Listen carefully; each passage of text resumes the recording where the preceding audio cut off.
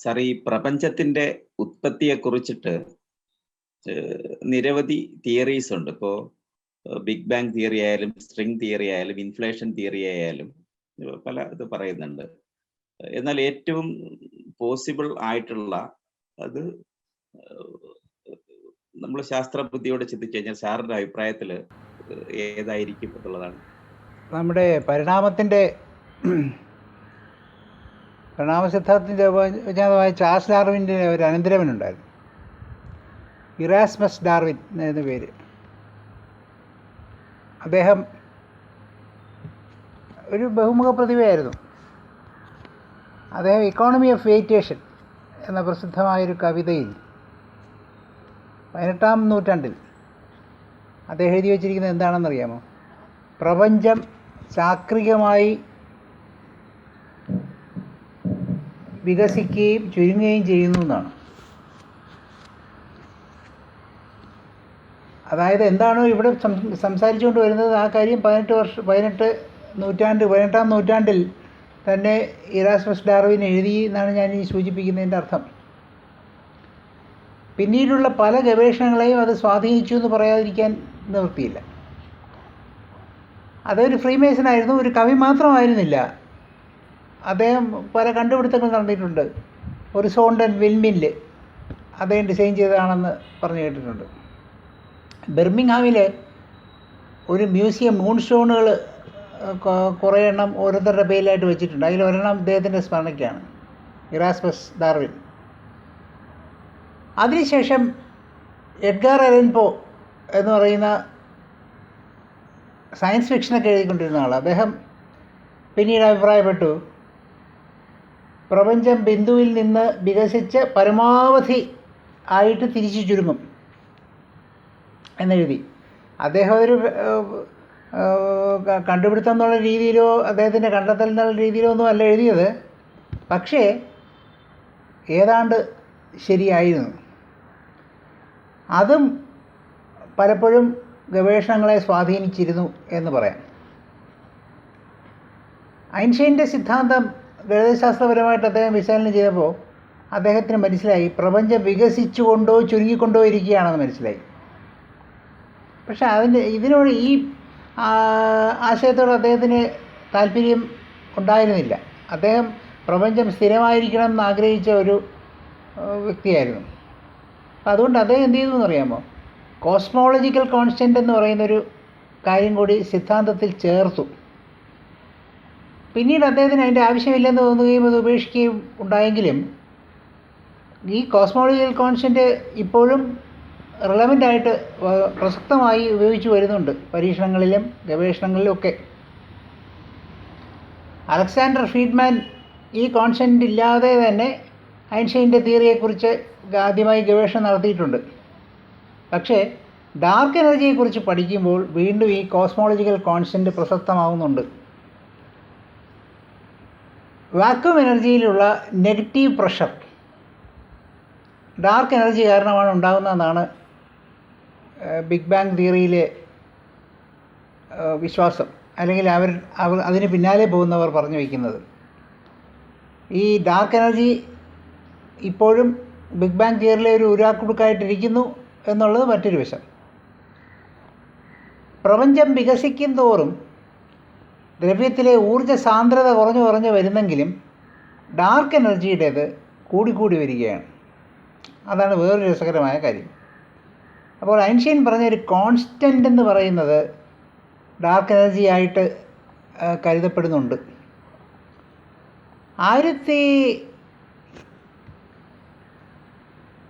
1927 ലിമെത്രി ആണ് ആദ്യമായിട്ട് നക്ഷത്ര സമൂഹങ്ങൾ അകലെയാണ്, പരസ്പരം അകന്നുകൊണ്ടിരിക്കുകയാണ് എന്ന് കണ്ടുപിടിച്ചു. അദ്ദേഹം ഒരു റോമൻ കത്തോലിക്ക പുരോഹിതനായിരുന്നു. അദ്ദേഹത്തിൻ്റെ കണ്ടെത്തലുകളെ BBC പരിപാടിയിൽ ബിഗ് ബാങ് എന്ന് വിളിച്ച് കളിയാക്കി. പക്ഷേ ആ പേരിലാണ് പിന്നീട് ആ തിയറി വികസിച്ച് വന്നത്. ഒരു പരിധിവരെ സാറ് സൂചിപ്പിച്ച പോലുള്ള പ്രസക്തമായിരിക്കുന്ന ഒരു സിദ്ധാന്തമായി മാറുകയും ചെയ്യുന്നത്. ദ്രവ്യം നിത്യമാണ് എന്നാണ് അരിസ്റ്റോട്ടിൽ പറഞ്ഞത്. ലിമെത്രി അതിനെ എതിർത്തു. അങ്ങനെ സിംഗിൾ ക്വാണ്ടം ആയിരുന്നു ഉണ്ടായിരുന്നെങ്കിൽ അത് വികസിച്ച് വിഭജിക്കുന്നത് വരെ സ്ഥലകാലങ്ങൾ ഇല്ലാതാകേണ്ടി വരും. സ്ഥലവും കാലവും പിന്നീട് ഉണ്ടാകേണ്ടി വരും. അതുകൊണ്ട് ഒരിക്കലും അങ്ങനെ വരാൻ പറ്റില്ല എന്ന് അദ്ദേഹം വാദിച്ചു. അങ്ങനെ പറയുകയാണെങ്കിൽ സ്ഥലകാലങ്ങൾ ഉണ്ടാകുന്നതിന് തൊട്ട് മുമ്പ് പ്രപഞ്ചം ഉണ്ടായി എന്ന് വാദിക്കേണ്ടി വരും, എന്ന് സങ്കല്പിക്കേണ്ടി വരും. അത് അദ്ദേഹം നിഷേധിച്ചു. ഏതാണ്ട് 1382 കോടി വർഷങ്ങൾക്ക് മുമ്പ് വെറും ശൂന്യതയായിരുന്നു എന്നാണ് ബിഗ് ബാങ് തിയറിക്കാർ പറയുന്നത്. ഈ അടുത്ത കാലത്ത് 1990-ൽ ഇതൊരു 15 ബില്യൺ വർഷങ്ങളായിട്ട് മാറിയിട്ടുണ്ട്. അതല്ല 10.3 ബില്യൺ ആണെന്നും വാദമുണ്ട്. അതിനു മുമ്പ് ശൂന്യതയാണ് എന്നാണ് പറയുന്നത്. അതിനു മുമ്പ് ഒന്നുമില്ലായിരുന്നു. അപ്പോൾ ശൂന്യതയാണെങ്കിൽ പിന്നെ എന്താണ് സ്ഫോടനത്തിൽ ഏർപ്പെട്ടത് എന്ന് ചിന്തിക്കുമ്പോഴാണ് ക്വാണ്ടം ഫിസിക്സിൻ്റെ സാധ്യത തെളിഞ്ഞു വരുന്നത്. സാറ് പറഞ്ഞല്ലോ, ക്വാണ്ടം തിയറിയും പിന്നെ സ്ട്രിങ് തിയറിയും ഒക്കെ പറഞ്ഞല്ലോ. അവിടെ സ്ട്രിങ് റിലവൻസ് വരികയാണ്, പ്രസക്തി വരികയാണ്. ഏറ്റവും രസമെന്ന് പറയുന്നത് 10⁻³ സെക്കൻഡ് കൊണ്ട് ഒരു ഓറഞ്ച് വലിപ്പത്തിലായി പ്രപഞ്ചം എന്നാണ് പറയുന്നത്. 10⁻³ സെക്കൻഡ്, അതുകൊണ്ട് ഓറഞ്ചിൻ്റെ വലിപ്പത്തിൽ പ്രപഞ്ചമായി. വളരെ പെട്ടെന്ന് വീണ്ടും വികസിക്കുകയും തണുക്കുകയും ചെയ്തു. കാരണം ഭയങ്കര ചൂടായിരുന്നു എന്നുള്ളത് അറിയാമല്ലോ.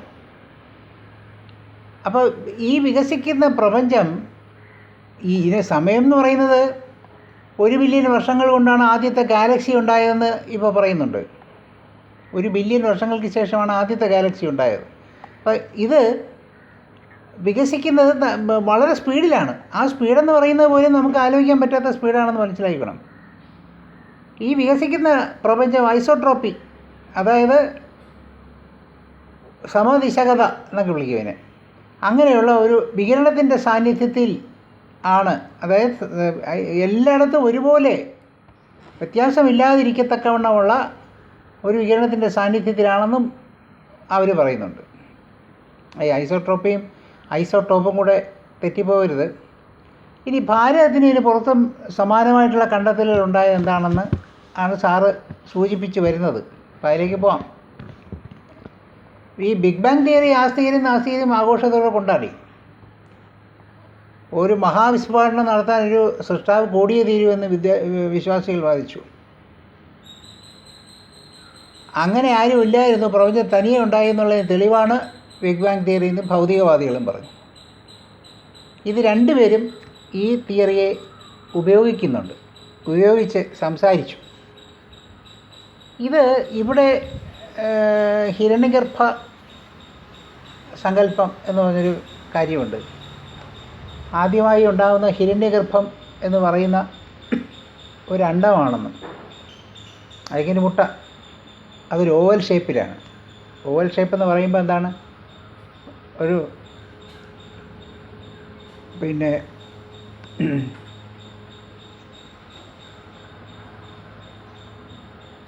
പെർഫെക്റ്റ് ആയിട്ടുള്ളൊരു ഗോളമല്ല.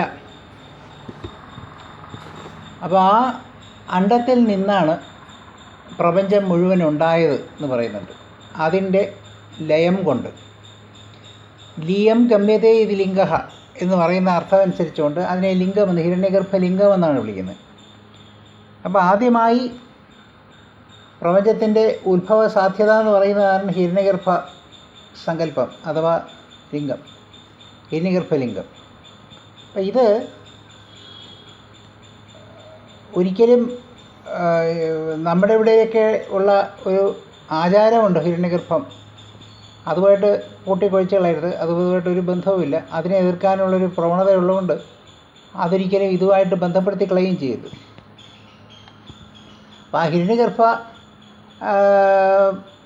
ഹിരണ്യഗർഭം എന്ന് പറയുന്നത് ആ ലിംഗം, ലിയം ഗമ്യതേതി ലിംഗ എന്നാണ്. അതായത് ലയിച്ചു പോകുന്നതാണ് ലിംഗം. അപ്പോൾ അത് ഒരു സങ്കല്പമായി, അല്ലെങ്കിൽ ആ ഒരു സ്രോതസ്സായി വന്നുകൊണ്ട് അതിൽ നിന്ന് പ്രപഞ്ചം ഉണ്ടാകുന്നു സങ്കല്പമുണ്ട്.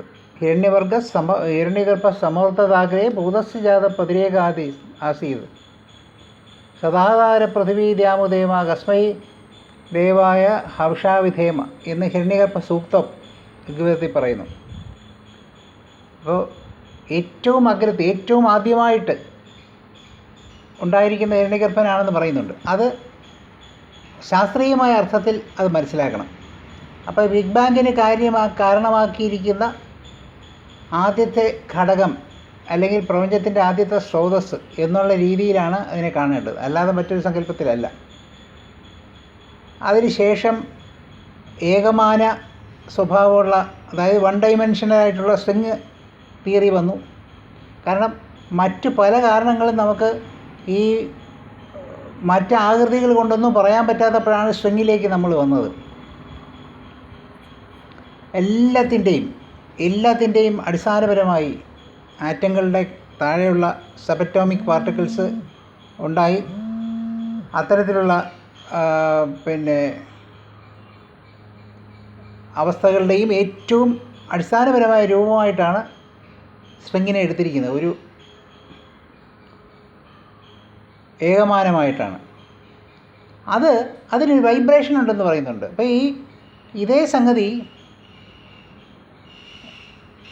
കഠോപനിഷത്തിൽ സംസാരിക്കുന്നുണ്ട്. നാദബിന്ദു കലകളെക്കുറിച്ച് സംസാരിക്കുന്നുണ്ട്. നാദം, ബിന്ദു, കല, ഇതിനെ വൈബ്രേഷൻ, റേഡിയേഷൻ ആൻഡ് മെറ്റീരിയലൈസേഷൻ എന്നാണ് എൻ്റെ ഒരു സംസാരിച്ച് കേട്ടിട്ടുള്ളത്. ഈ ആദ്യത്തെ വൈബ്രേഷൻ എന്ന് പറയുന്നതാണ് നാദം. അപ്പോൾ ആ നാദം എന്ന് പറയുന്നത് വേവായിട്ടാണ് ഉണ്ടായിരിക്കുന്നത്. വേവ്, തരംഗ രൂപത്തിലാണ് ശബ്ദം ഉണ്ടാകുന്നത്. ആദിയിൽ വചനമുണ്ടായി എന്ന് ബൈബിളും പറയുന്നുണ്ട്. ശബ്ദബ്രഹ്മമയി എന്ന് പറഞ്ഞ് തുടങ്ങുന്നുണ്ട്. ആദിയിൽ ശബ്ദമാണ് ഉണ്ടാകുന്നത്, ശബ്ദത്തിൽ നിന്നാണ്. അതായത് പരയിൽ നിന്ന് താഴോട്ട് വൈഖരി വരെ ഓരോ നാദബ്രഹ്മത്തിൻ്റെ ഓരോ ഭാഗമായിട്ട് ഉണ്ടാകുന്നതിനെക്കുറിച്ച് സൂചനയുണ്ട്. അതിലേക്ക് നമ്മൾ സംസാരിച്ചു കഴിഞ്ഞ വിഷയമാണ്, അതിലേക്ക് പോകേണ്ട കാര്യമില്ല. അപ്പോൾ ആ നാദം, ബിന്ദു, കല വൈബ്രേറ്റ് ചെയ്യുന്നു, അത് റേഡിയേറ്റ് ചെയ്യുന്നു, അത് മെറ്റീരിയലൈസ് ചെയ്ത പ്രപഞ്ചമായിട്ട് മാറ്റർ ആയി മാറുന്നു, പദാർത്ഥമായി മാറുന്നു. ഇതാണ് അതിനകത്തെ ഏറ്റവും രസകരമായിരിക്കുന്നത്. ഇത് ഈ നാദബിന്ദു കല സങ്കല്പം എന്ന് പറയുന്നത് പലയിടത്തും ഉണ്ട്. ഉദാഹരണത്തിന് ഹഠയോഗ പ്രദീപികയിൽ നാദബിന്ദു കലാത്മനേ നമഃ എന്ന് പറഞ്ഞ് പറയുന്നുണ്ട്. അവിടെ നാദം ഫെമിനൈൻ എനർജി മാറ്ററായിട്ടും ബിന്ദുവിനെ ഒരു മെയിൽ ഭാഗമായിട്ടുമൊക്കെ വിചാരിക്കുന്നുണ്ട്, അല്ലെങ്കിൽ സങ്കല്പിക്കുന്നുണ്ട്. കല യൂണിവേഴ്സൽ മാനിഫെസ്റ്റേഷനായിട്ട് സംസാരിക്കുന്നുണ്ട്. സ്ഫോടം എന്ന് പറയുന്ന ഒരു അതിനെ വൈബ്രേഷൻ എന്നുള്ള അർത്ഥത്തിലാണ് അന്നത്തെ ആൾക്കാർ എടുത്തിരിക്കുന്നത്.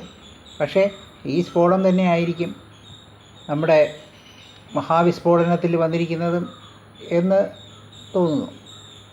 പിന്നെ അതുപോലെ തന്നെ അതുമായിട്ട് ബന്ധപ്പെട്ട് ഞാനിപ്പോൾ പറഞ്ഞല്ലോ, വേവ് എന്ന് പറഞ്ഞാൽ സയൻസ് പറയുന്നത് എന്താണ്? It is a propagating dynamic disturbance or change from equilibrium എന്നാണ്.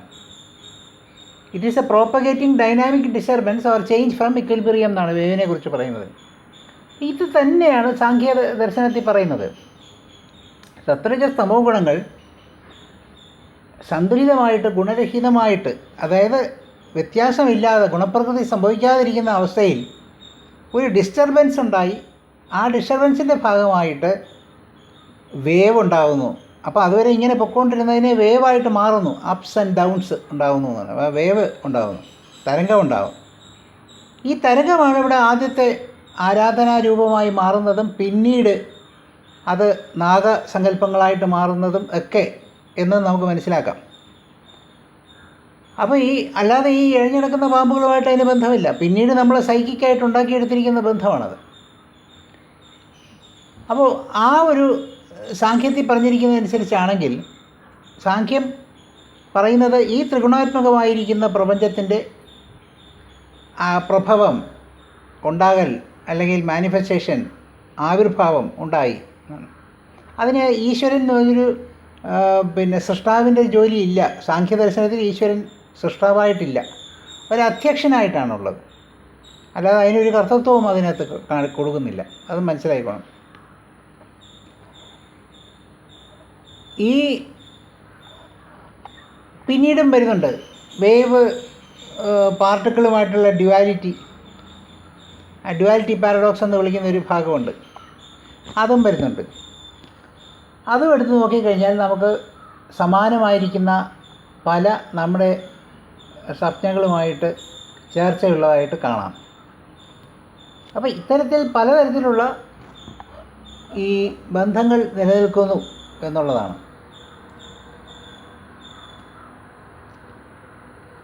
ഒരിക്കൽ ഇതേ വിഷയം നമ്മളൊരിക്കൽ തിയോസഫി സൊസൈറ്റിയിൽ കുറച്ച് നേരം സംസാരിക്കാനിടയായി എന്നാണ് എൻ്റെ ഓർമ്മ. അപ്പോൾ ഈ പ്രഭവത്തിനകത്ത് നമ്മളിവിടെ എങ്ങനെയാണ് ചർച്ച ചെയ്ത് വരുന്നത് എന്ന് ചോദിച്ചു കഴിഞ്ഞാൽ, കോൺഷ്യസ്നസ്, ബോധമെന്ന് പറയുന്നത് അസത്തായിരിക്കുന്ന അവസ്ഥയിലാണ്. അത് സദവസ്ഥയിലേക്ക്, എക്സിസ്റ്റൻസിലേക്ക് വരുന്നു. അസതോമാ സദ്ഗമയ എന്ന് പറയുന്നില്ല. അതിന് വേറൊരുപാട് അർത്ഥങ്ങളുണ്ട്. നമ്മളിവിടെ സ്വീകരിച്ച അർത്ഥമാണ് ഈ പറയുന്നത്. അസതോമാ സദ്ഗമയ, സത്തിലേക്ക് വരുന്നു, സത്തിലേക്ക് പോകട്ടെ എന്ന് ഞാൻ നിത്യവും സംഭവിച്ചുകൊണ്ടിരിക്കുകയാണ്. ഓരോ സെക്കൻഡിലും അസത്തിൽ നിന്ന് സത്തുണ്ടായിക്കൊണ്ടിരിക്കുകയാണ്. ഓരോ പ്രപഞ്ചങ്ങൾ ഉണ്ടായിക്കൊണ്ടിരിക്കുന്നു എന്നിപ്പം മനസ്സിലായി കഴിഞ്ഞു. അപ്പോൾ ആ സത്തായിരിക്കുന്ന പ്രപഞ്ചത്തിലേക്ക് പ്രപഞ്ചം ഉണ്ടാകുന്നെങ്കിൽ അത് സച്ചിദാനന്ദമാണ്. അതായത് ചിദാനന്ദങ്ങൾ ഡ്യുവാലിറ്റിയോട് ചേർന്നാണ്, ചിത്തവും ആനന്ദവും ചേർന്നാണ്. അതൊക്കെ നമ്മൾ വിശദമായി സംസാരിച്ചു കഴിഞ്ഞ വിഷയമാണ്. അപ്പോൾ ഇത്തരത്തിൽ ഈ പറഞ്ഞ സങ്കല്പങ്ങളൊക്കെ നമ്മുടെ ഭാരതീയ ചിന്തയുമായിട്ട് ബന്ധപ്പെട്ടിട്ടുണ്ട്. പക്ഷേ അത് ഒരു പിടിവാശിയില്ലാതെ, ഒരു ഷോവിനിസമില്ലാതെ അത് മനസ്സിലാക്കി എടുത്താൽ മാത്രമേ. പിന്നെ ഇതൊക്കെ തന്നെ മനുഷ്യൻ പുരോഗമിച്ചുകൊണ്ടിരിക്കുകയാണ്. മനുഷ്യൻ ഇതെല്ലാം കൂടുതൽ കണ്ടുപിടിച്ചുകൊണ്ടിരിക്കും എന്നുള്ളതുകൊണ്ട് അതിലേക്ക് നമ്മൾ പോകേണ്ട കാര്യമില്ല. പിന്നെ രണ്ട്, ബുദ്ധന്മാരെ സംബന്ധിച്ചിടത്തോളം അവർക്ക് ഇതൊക്കെ അറിയാൻ പറ്റുന്നുണ്ടെങ്കിൽ പോലും അവരൊരിക്കലും ഈ പ്രപഞ്ച രഹസ്യത്തെക്കുറിച്ച് സംസാരിക്കുന്നില്ല എന്നുള്ളതാണ്. ഇപ്പോൾ ഉദാഹരണത്തിന് സാറിൻ്റെ കുട്ടികൾ ഒളിച്ച് കളിക്കുകയാണ്. സാറിരിക്കുന്ന ഒരു മുറിയിൽ ഒരു കുട്ടി വന്ന് ഒളിച്ചിരിക്കുകയാണെങ്കിൽ ആ കുട്ടി അവിടെ ഇരിക്കുന്നു എന്ന് മറ്റു കുട്ടികളെ വിളിച്ച് പറഞ്ഞു കൊടുക്കില്ലല്ലോ സാറിന് ആ കളിയുടെ രസത്തിൽ അവർക്ക് ഭംഗം ഉണ്ടാക്കരുതെന്നല്ലേ സാർ വിചാരിക്കും എന്ന് പറഞ്ഞ പോലെ തന്നെയാണ്. ബോധവാന്മാരായിരിക്കുന്ന ആൾക്കാർ, ബോധപ്രാപ്തരായിരിക്കുന്നവർ ഒരിക്കലും പ്രപഞ്ച രഹസ്യത്തെക്കുറിച്ച് സംസാരിക്കുന്നതേ ഇല്ല. കാരണം ഈ ലീല എന്ന് പറയുന്നത് അജ്ഞതയിൽ നിന്ന് ജ്ഞാനത്തിലേക്ക് പോകുന്ന ഒരു ലീലയാണ്. അത് പടിപ്പടിയായിട്ട് തന്നെ യാത്ര ചെയ്യേണ്ടതാണ്. അത് സയൻസ് ആ ജോലി ചെയ്തുകൊണ്ടിരിക്കുന്നുവെന്നും അത് ഒരു വലിയ സാധനയാണ് ആ ചെയ്തുകൊണ്ടിരിക്കുന്നതെന്ന് മാത്രമാണ് എനിക്ക് പറയാനുള്ളത്. അല്ലാതെ അതുമായിട്ടൊരു കോൺഫ്ലിക്റ്റ് ഒന്നും നമ്മുടെ കാഴ്ചപ്പാടുകൾക്കൊന്നും ഒരിക്കലും ഉണ്ടാകേണ്ട കാര്യമില്ല. ഒറ്റ പ്രശ്നമേ ഉള്ളൂ, ഞാൻ പിടിച്ച മുയലിന് 3 കൊമ്പ് എന്ന് വിശ്വസിക്കുന്ന ശാസ്ത്രജ്ഞന്മാരുടെ ഒരു കാലഘട്ടം ഉണ്ടായിരുന്നു. ഇപ്പോൾ അതില്ല. ഇപ്പോൾ എല്ലാവരും പരസ്പരം അക്കോമഡേറ്റ് ചെയ്ത് തുടങ്ങി. അനുകൂലങ്ങളായിട്ട് ഈ തിയറികൾ മാറുകയും അവയിൽ നിന്നൊക്കെ പലതും എടുക്കാൻ തീരുമാനിക്കും. ഇപ്പോൾ ജ്ഞാനിയുടെ ലക്ഷണം എന്ന് പറയുന്നതാണ് വൈരുദ്ധ്യമില്ലാതെയുള്ള ഒരു ബോധമാണ് അവിടെ ഉണ്ടാകുന്നത്, ഒരു തിരിച്ചറിവാണ്. അവിടെ തമ്മിൽ വൈരുദ്ധ്യമൊന്നും ഉണ്ടാകുന്നില്ല. ആ വൈരുദ്ധ്യങ്ങളൊക്കെ അരിഞ്ഞു പോകുന്നതായിട്ട് മനസ്സിലാകും. എപ്പോഴത് സാധ്യമാകുന്നോ അപ്പോൾ ജ്ഞാനമുണ്ട് എന്ന് മനസ്സിലാകുന്നു. ഇത്രയേ ഉള്ളൂ. അത്രയാണ് എനിക്ക് പറയാനുള്ളത്.